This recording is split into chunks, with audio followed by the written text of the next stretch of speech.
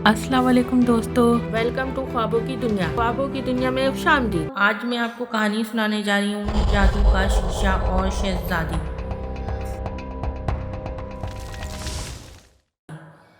बहुत अरसा हुआ एक मुल्क पर बादशाह हुकूमत किया करता था। इस बादशाह की एक बेटी थी। शहजादी बहुत खूबसूरत थी। इसका नाम हुमा था। हुमा अभी छोटी सी थी कि मलका का इंतकाल हो गया और बादशाह ने कुछ दिनों बाद दूसरी शादी कर ली। बादशाह की दूसरी बीवी बहुत खूबसूरत थी और वो थोड़ी सी मगरूर भी थी। नई मलका के पास एक जादू का शीशा था। मलका रोज़ाना सुबह उठकर तैयार होती और जादू के शीशे से पूछती, शीशे शीशे ज़रा ये तो बताओ, इस दुनिया में सबसे खूबसूरत कौन है? शीशा जवाब देता, बेशक मलका आलिया, आप ही सबसे खूबसूरत है। ये जवाब सुनकर मलका बहुत खुश होती।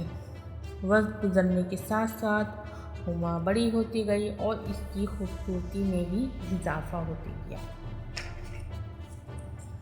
एक रोज़ ऐसा हुआ कि मलका ने हस्बे मामूल जब शीशे से पूछा कि सबसे खूबसूरत कौन है, तो शीशे ने इसको जवाब दिया कि मलका आलिया, बेशक आप सबसे खूबसूरत थी, लेकिन अब आपकी सौतेली बेटी हुमा सबसे खूबसूरत है। शीशे का जवाब सुनकर मलका को गुस्सा आ गया।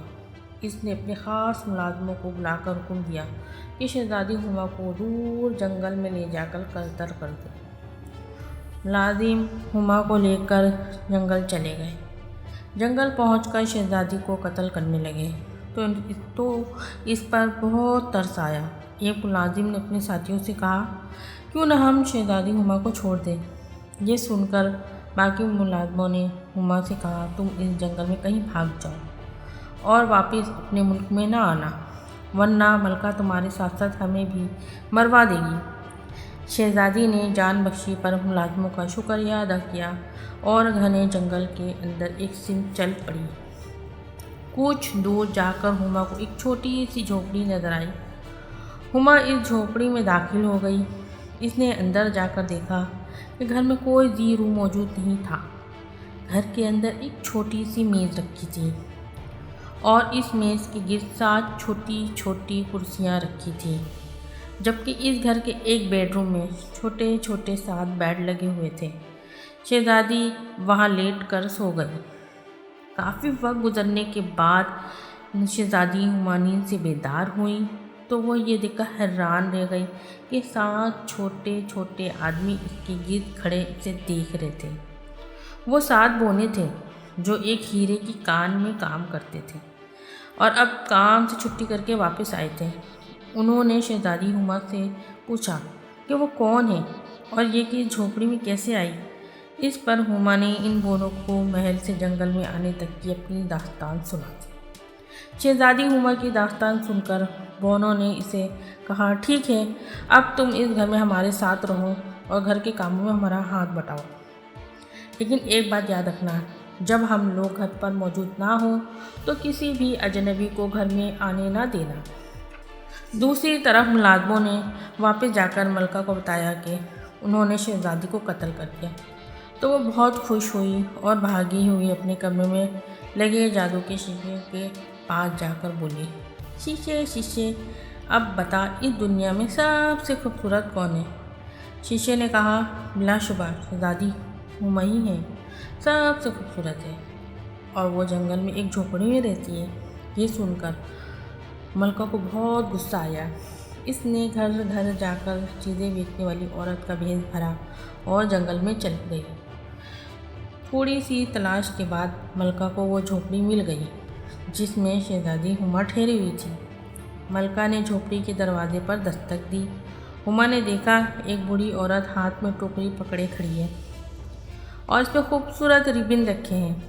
प्यारे प्यारे रंगों के रिबन देखकर हुमा का दिल ललचाने लगा और वो बिल्कुल भूल गई कि बोनों ने इसे किसी अजनबी से मिलने से मना किया था। हुमा ने औरत को अंदर बुलाया और रिबन दिखाने की ख्वाहिश जाहिर की। बूढ़ी औरत ने एक रिबन इसके गले में डालते हुए कहा, देखो ये कितना खूबसूरत लगता है। ये कहते हुए औरत ने रिबन इतने ज़ोर से खींचा कि کہ شہزادی ہما کا دم گھٹنے لگا اور وہ فوراً بے ہوش ہو گئی۔ ملکہ سمجھی شہزادی مر چکی ہے، اس لیے وہ جلدی جلدی وہاں سے واپس بھاگ گئی۔ بونیں جب اپنے کام سے واپس آئی تو انہوں نے دیکھا ہما بے ہوش پڑی تھی۔ ساتوں بونوں نے مل کر شہزادی کے گلے سے ربن کھولا۔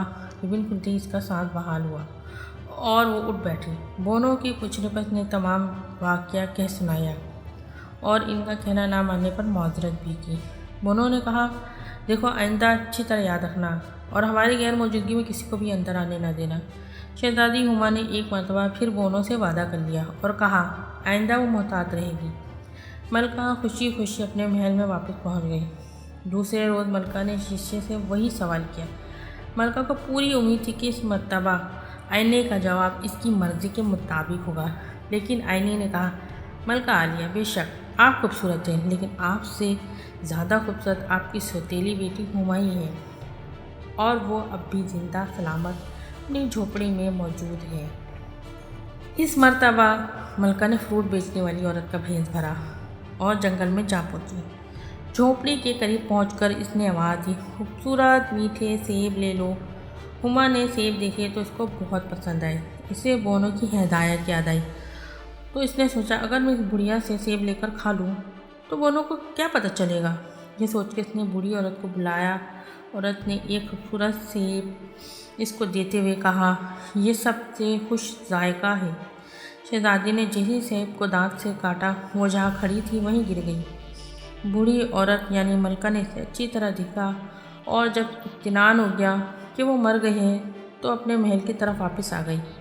شام کو جب بونے واپس آئے تو انہوں نے شہزادی ہما کو مردہ حالت میں دیکھا۔ بونے بہت اداس ہوئے۔ انہوں نے ہما کو ایک خوبصورت تابوت میں رکھ دیا اور رونے لگے۔ کچھ ہی دیر بعد ملک کے ایک شہزادے کا ادھر سے گزر ہوا۔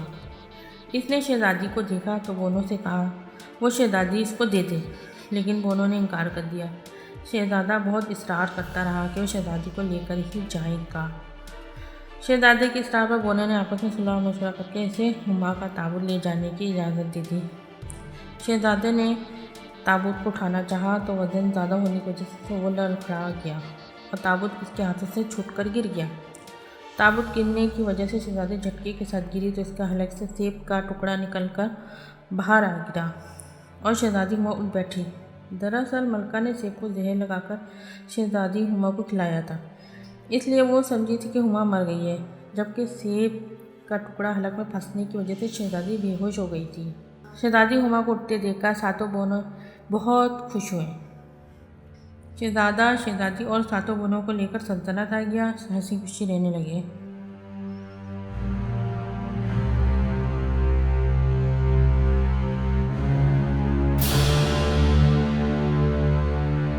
اگر میری کہانی آپ کو اچھی لگی تو ہماری چینل خوابوں کی دنیا سبسکرائب کریں اور بیل آئیکن کو کلک کرنا نہ بھولیں تاکہ آپ کو ہماری لیٹسٹ کہانیاں ملتی رہیں۔ Thank you.